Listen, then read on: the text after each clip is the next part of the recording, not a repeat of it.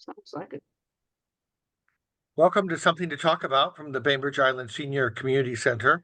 And today we're going to be talking about Kitsap Transit and how to get around and what changes are in the offing. Sanjay Bhatt from the transit is with us today. I want to start by acknowledging that we meet on the ancestral homeland of the Suquamish people who have lived on the waters of the Salish Sea since time immemorial. We honor them and are learning from their stewardship of these lands and waters.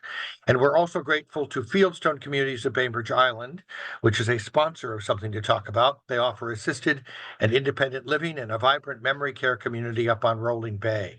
They also include day stay and respite care programs. Give them a call, 206-594-1010, or you can email Ashley C. at fieldstonecommunities.com or go to fieldstonecommunities.com. Sanjay, thank you very much for joining us today. I appreciate you taking the time. Transit is it's one of those things that once you start to use it, you start to realize how helpful it can be in your life. But making that first leap to starting to use a bus is there's a little challenge there. And I think that often, as we are this community, the senior center community, we are using transit in a different way than we might have when we were younger. And so the times and opportunities are a little different. But I know that a lot of people do use BI Ride and access here to get around on the island. And I just thought it'd be nice to check in with you. I saw that there was um, a announcement about working to try to restore some Sunday service, so in parts of Kitsap County. So maybe we can start there if you don't mind. Start with the Sunday service. Is that what you said? Yeah, I know that people have wanted that, and I know that it's a hard challenge for the transit for Kitsap Transit to get that up and running, just because I guess mostly of a challenge of adequate number of operators. Yeah, so it's last about a year ago, our leadership announced that we plan to restore or relaunch Sunday service in Kitsap County over three phases. The first phase was going to be in Bremerton, and then the second phase was going to be in Poulsbo, Silverdale, and Port Orchard, and then the third phase was going to be Bainbridge Island. And it was all with the understanding that it would be pending successful recruitment of operators. So we launched a massive push last year to recruit bus operators. We added a $7,000 hiring incentive. We worked with our operators union to streamline some of the hurdles that might slow down our ability to get people, working sooner before they get hired by someone else. It's a pretty competitive job market. So the result of that is we had a very significant increase in applications. We were able to train those new operators and get them on the road. We launched on-demand Sunday bus service in Bremerton in September of 2023. Our plan had been to launch phase 2 by the end of 2023, but due to operator shortage, we couldn't do that. We pushed that launch of phase 2 to March of this year, and we in fact were planning to launch it this Sunday. Unfortunately, not this Sunday, but the 10th of March. But unfortunately, what we didn't realize at the time when we were getting this all ready to go was that there was a initiative coming on the ballot that called Initiative 2117 that, from what we have been told, is going to be on the November ballot, and that would repeal the state's Climate Commitment Act. All of the many of the transit agencies receive operation funding from the Climate Commitment Act. Kitsap Transit in the current biennium receives approximately $5 million a year in Climate Commitment Act funds. And those funds help us pay for our bus drivers. They also help us with accelerating the electrification of our bus facilities. And so at our last board meeting on February the 20th, our executive director, um, was discussing with the board where we are in our expansion plans and brought up this concern that if the initiative is successful, that will repeal the Climate Commitment Act, and we could be looking at a $5 million a year hole that we need to plug. And the board and our executive director decided that they needed to pause on the expansion of Sunday service and put together a contingency plan so that we know before we roll out any new service kind of what our contingency is if we lose that funding. So I think it's more of just being financially prudent. It doesn't mean we're going to cancel our plans for Sunday service. That's would have to be a decision that our board would make if they were going to do that. At the present time, we're just pausing it. I do also want to say that there was a question at the board meeting as to when Bainbridge would get Sunday service, and last year the board was told that it was going to be February of this year. Obviously, that's not happening. At this point, we don't have a specified date for when Bainbridge will get Sunday service, but I encourage you to, if Sunday service is important to you, I encourage you to reach out to your representative on the Kitsap Transit Board. This year, your representative is Clarence Moriwaki, and just let him know that it matters to you. Florence happens to also be the liaison for the Senior Community Center here on Bainbridge. So definitely he will be interested in hearing your point of view. And if one of the things that we were talking about before we started recording was that recruitment of operators. So there's obviously the funds that you need, and if there's a hole in the budget because of 2117, that's going to require a lot of rethinking. But let's say that that doesn't pass and you continue to operate in the same way. It sounds like there's a continued interest in trying to provide Sunday service if you can afford it. And in the competitive marketplace, we should let our friends and children and people like that know if they're looking for work that Kitsap Transit is offering great signing opportunities for folks who qualify to be operators. Yeah, I mean, it's a really, really competitive package. I don't know if I can share my screen or not. But if I Yeah, it'll just can, take me a second to make you a co-host, and then you can the sharing button will operate for you now, and you can share your screen. oh, fantastic. Yeah, so if you know anyone who's looking for a career change and is interested in driving and customer service, we would love to talk to them. We have a website set up for recruiting operators. I don't know if it's on your screen yet. Yep, it's there now. And we just say it's a career with purpose and up to a $7,000 signing bonus and great benefits. And you can, I'll put this link in the chat, but we have openings for routed operators and access operators. And it's not just a signing bonus. We have a comprehensive benefits package. We pay you while you're in training and to get your commercial driver's license certificate. We provide dependent coverage for health, dental, and vision. We provide disability, life insurance.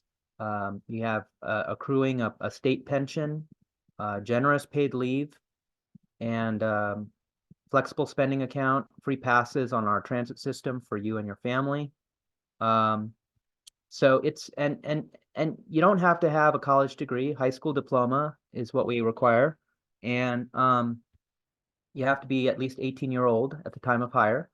And you don't have to necessarily work like 40 hours a week. A lot of our operators, they're actually retirees who decided they wanted to work part-time. And so a lot of them are former military veterans, and they've already got a pension and they're retired, but they want to work 10 hours a week.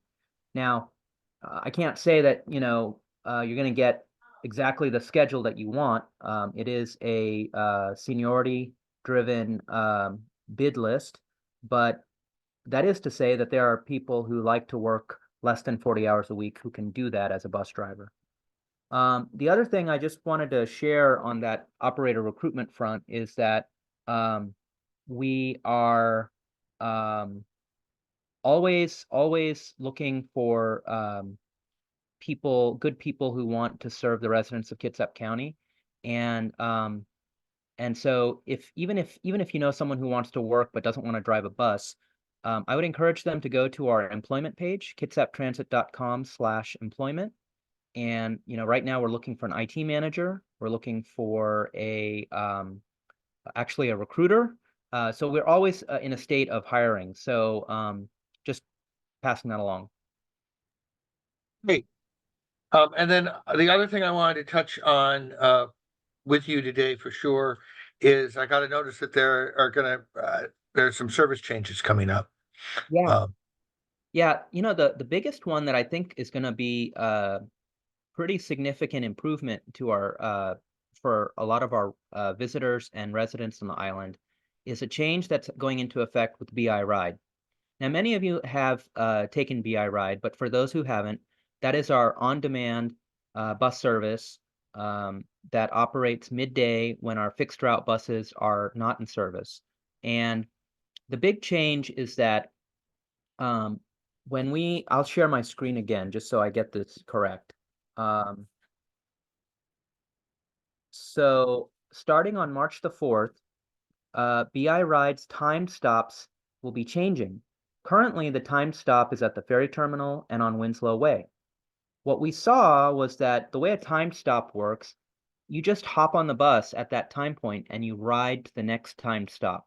You don't need a reservation. You don't need to pre-book. And for a lot of people, especially folks who aren't comfortable using a smartphone and an app, that could be a barrier to them using the service.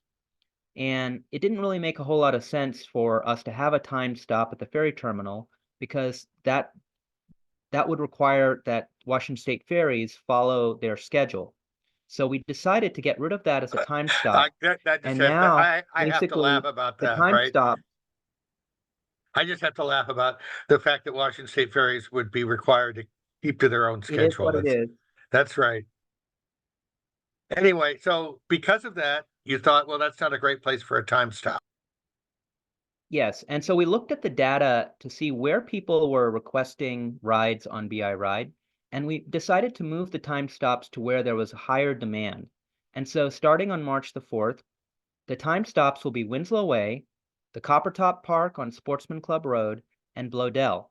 So the way this will work is on weekdays, um, if you hop on at the Winslow Way stop at these time points, 9 a.m., 11 a.m., and 1 p.m., the bus will take you without a reservation to Coppertop Park. If you want to stay on the bus, it will take you to Blodell. There are a lot of folks at Coppertop Park, as you know. There's a child care center, there's a gym, there's several retail establishments, there's offices. So for those folks who work there, it may be useful for them as well, because the time stop will also work in the reverse direction. So for folks who are visiting Blodell, they can hop on at the Blodell stop and ride back to Coppertop without a reservation. They can ride from Coppertop to Winslow. And then if people need to get to the ferry terminal, they just tell the bus driver when they're getting on that they need to go to the ferry terminal. And so upon request, the bus will go from Winslow to the ferry terminal and just do drop-offs. So this is really a game changer because for a lot of folks I've heard from who've not had a good experience, it's because they couldn't get a reservation on BI Ride. We had filled up all the reservation slots. Well, now they don't need a reservation. They just hop on at that time and they'll be able to get on the bus, assuming the bus is not, at capacity. Now the bus won't go to Blodell on Mondays because on Mondays, Blodell is closed.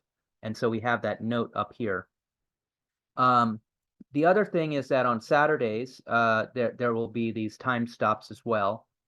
And I think this is gonna just be a real game changer for a lot of folks. We've heard from a lot of folks who live on the island who like to go to Coppertop Park. We see it in the data. And now they don't have to make a reservation. They don't have to download an app. They just go to the bus stop at that time and hop on and pay their fare. So that's a big change that we wanted to make sure people were aware of. We'll evaluate it, see how it goes, and that starts on March the 4th. So on Monday. Now we also have some service changes coming up to our fixed routes. You can find those bulletins on our homepage. So here's our homepage, kitsaptransit.com. And then at the top here, it says Rider Alerts. Click on View All. If you're not subscribed to Rider Alerts, this is how you would get to them. I would encourage you to subscribe to Rider Alerts if you want us to push them to your email automatically. But so we have a list of all of our service changes happening on March the 4th. That's why it says 3-4. And the ones that are happening on Bainbridge are right here. I'm not going to spend a lot of time talking about them because for the most part they're just minor adjustments. What I did want to mention is that there is some road work happening on Highway 305, March 5th through the 8th. And so there are going to be delays on our bus service because our bus has to go through that same choke point. And this affects everyone on the island who goes across the bridge. So let's see here. I'll just click on it here. And it looks like it's happening at the intersection of Adis Will Lane. And there'll be a 1-lane reduction at that intersection with 305. So it's not the Agate Pass Bridge. It's at the intersection of Adis Will Lane and Highway 305. Just up the hill from the bridge. So those are good things to keep in mind. And if you are familiar with using a smartphone, there is a Pingo app that allows you to book those BI rides without calling anybody on the phone. And we're happy to help you try to work through that. And I also know that you can also contact Kitsap Transit for help with that. And one thing that people may not realize, like if you are at a certain age where you have disabilities and you qualify for our access service, as you know, with access service, you have to make a reservation at least 24 hours in advance for an appointment to get to. And that, most of our clients are able to make that work for them. But one of the benefits of our BI ride service is that we can commingle access trips with regular rider trips. So if you're an access customer and you book on BI Ride during the hours of service, you may only have a 15-minute wait instead of 24 hours to get to where you need to go. So that's just something to keep in mind. Great. Anybody who's on this call today with a question for Sanjay? I really appreciate you coming by and talking to us, and certainly feel free to reach out if you have anything you think you'd like to help us broadcast for Kitsap Transit. Getting around is a major concern of our members. We hear often about the challenges of transportation, and I know there's not the Kitsap Transit service is part of a solution for we do some things at the senior center. Once a month we take a trip over to Silverdale for shopping. So if you like to have a round trip to get some shopping, check us out for that. We do that with Island Volunteer Caregivers, and IVC also provides volunteers who will provide lifts to doctors' trips and marketing and so forth as part of their volunteer outreach.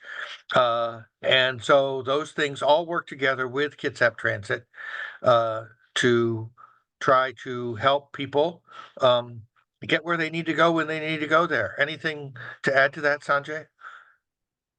No, that's, a tremendous service that Island Volunteer Caregivers provides.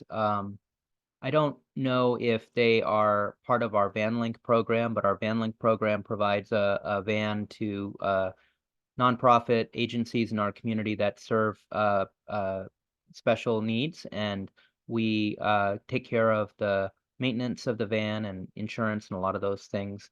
But that's a tremendous service, and I know that from all the surveys and community meetings that probably the number one improvement that people on the island would like to have is later evening bus service.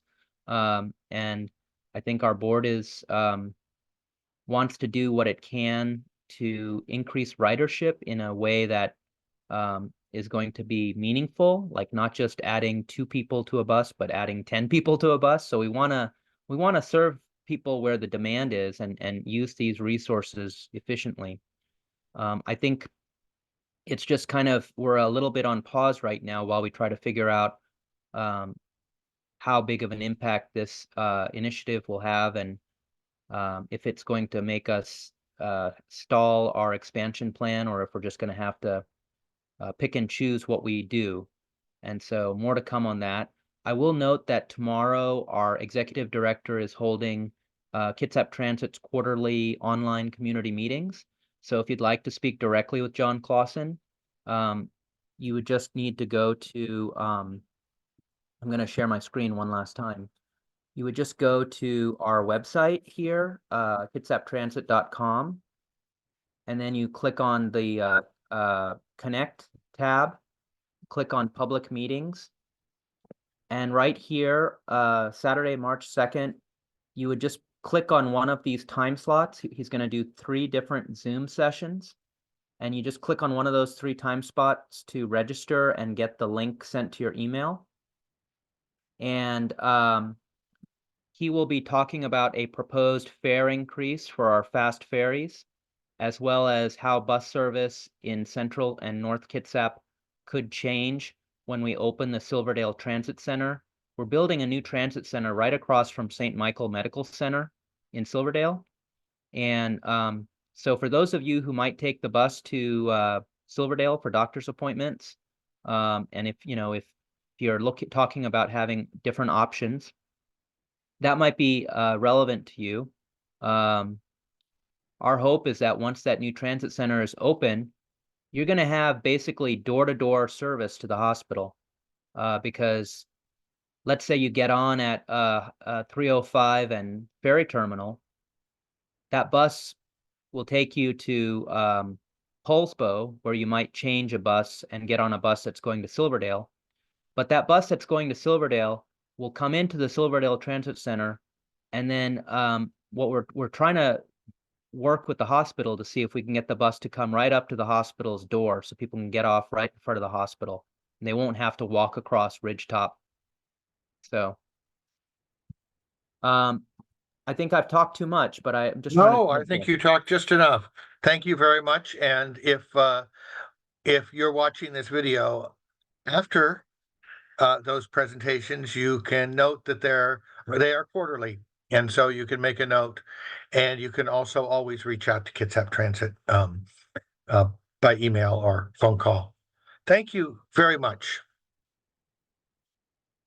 and we'll see you later. Have a good weekend. Appreciate you coming by.